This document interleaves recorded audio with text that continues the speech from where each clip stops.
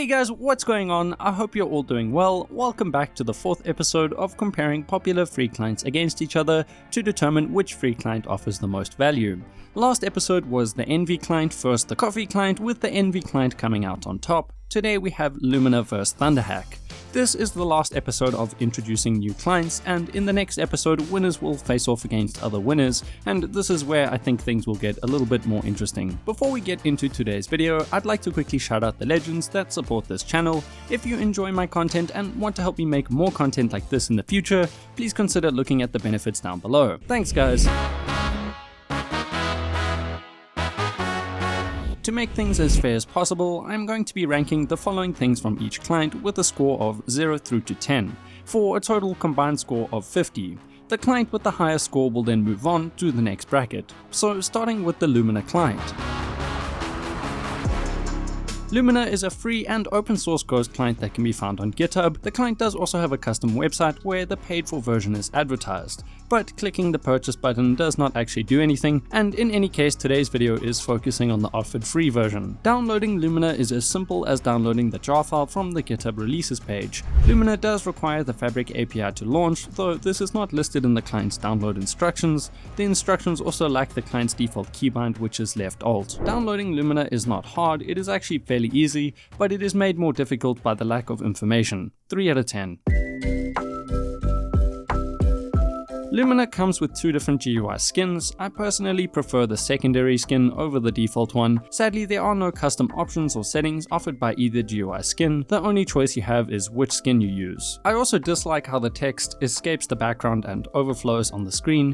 When you open a module, there's also little or no difference between listed modules and module settings, which makes the client harder to use. This isn't really a problem now, as not many modules are offered, but this becomes a problem later on when more modules are added.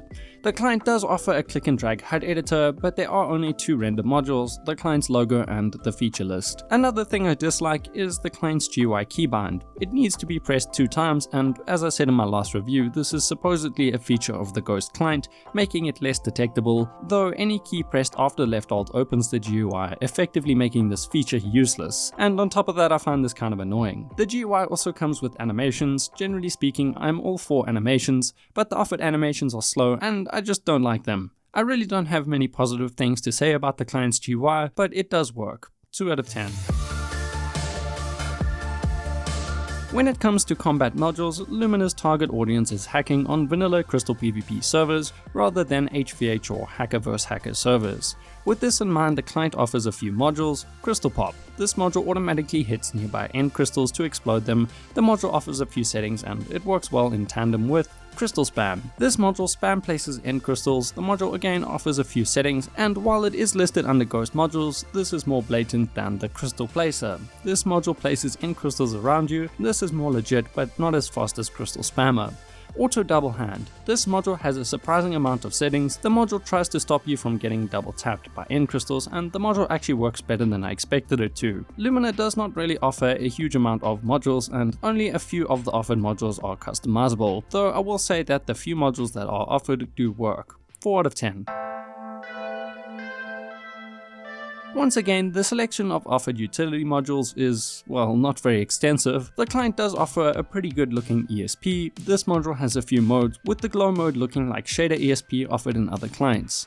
Speed. This module makes you faster. The module does not offer different modes, and it did not work on the PvP servers that I play on. No hurt cam. This module removes certain renders like hurt cam or explosion particles. The module offers no settings, but it does work. Scaffold. This module places blocks under your feet, essentially bridging for you. The module lacks different modes, but it does work. While Lumina does offer a few modules, none of them are unique to the client. The selection is also very small when compared to other clients. 3 out of 10.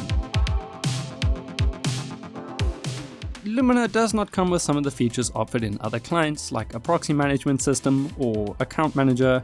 After looking back at my old video on the client, I see that the client includes a server seeker. This is not a module that I recommend using. Regardless, the code for this module is within the client's code. It is just not set to display, and anyone who wants to use this needs to compile it separately. This isn't exactly helpful or accessible to most people, and it is kind of sad that no update has been pushed to this client since my last review. It looks like development on both the free and paid version has come to an end. 1 out of 10. Before we move on to ThunderHack, I'd like to do some self-promotion. If you are enjoying this content, please consider leaving a like and a comment for the algorithm. Thanks guys. Moving on, ThunderHack is an open source client that is found on GitHub. Downloading the client is easy. The README includes a lot of helpful information on the client, including the client's default keybind and requirements, along with links to helpful articles for general 1.20.6 gameplay and for client-specific setup. After downloading the linked Fabric API and the ThunderHack jar file from the Releases tab, place both jar files in the mods folder and launch Fabric for the matching version. Downloading ThunderHack is as easy as it can be without an automated installer. 8 out of 10. When you first launch the client, you are greeted with a nice custom home screen. The default key for opening the client's GUI is P. ThunderHack comes with 2 different GUI skins, the default one and a custom CSGO style skin. I personally prefer the default one. The GUI is very customizable, there are a lot of settings and options you can change. I also really like that there's a tooltips listed at the bottom left for new users. After my last review, a lot of people were confused on how to keybind modules, so seeing this info added to the client is great. ThunderHack also offers a custom click and drag HUD editor with a lot of render modules, each of which have their own settings. I really do like ThunderHack's offered aesthetic. 8 out of 10.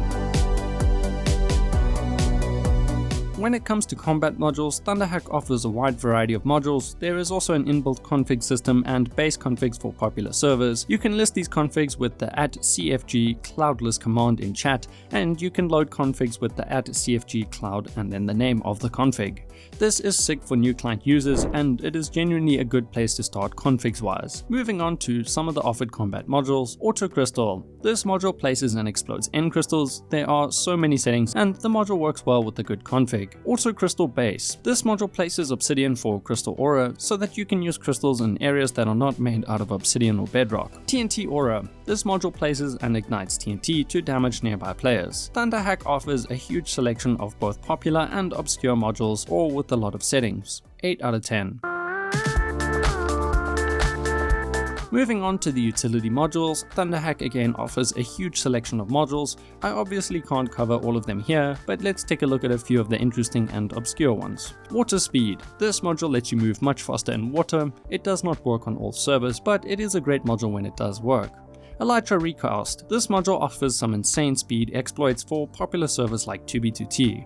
There are multiple videos on these exploits, including videos from the head developer. Tool Saver. This module will switch or stop using a tool when its health is too low to save the tool from breaking. Not exactly a mind-blowing module, but it is pretty helpful. Overall, ThunderHack's collection of render, movement, and general utility hacks is very big, and generally speaking, they all work well. 10 out of 10. Moving on to the Misc category, ThunderHack offers so many features, it's actually very impressive. The client offers a friend system, a macro system, a waypoint system, a custom proxy system, and the config system that I spoke about earlier. The client has also very recently added an add-on API that allows anyone with some Java knowledge to create their own custom features for the client. The system is still very new and likely a bit buggy, and right now I only see a single add-on listed, but I'm sure with time the system will get much better. ThunderHack always surprises me with how feature-rich and complete it feels. It is also probably one of the best free clients for servers like 2b2t, with a lot of bypasses created specifically with 2b2t in mind. Now for the fun part, which client will be moving forward? Well, starting with Lumina, the client scored a very low 13 out of 50. This is kinda sad, I think it could have been a cool client if it had been maintained. While the Coffee client scored a bit better with 44 out of 50. With that said, Lumina client has been eliminated while ThunderHack moves on in the competition. In the next episode, things get more interesting with Meteor facing off against Worst, so stay tuned for that. With that said, please let me know what you think of this video in the comments down below. Thanks for watching, I have been your boy KiLAB, peace in the Middle East.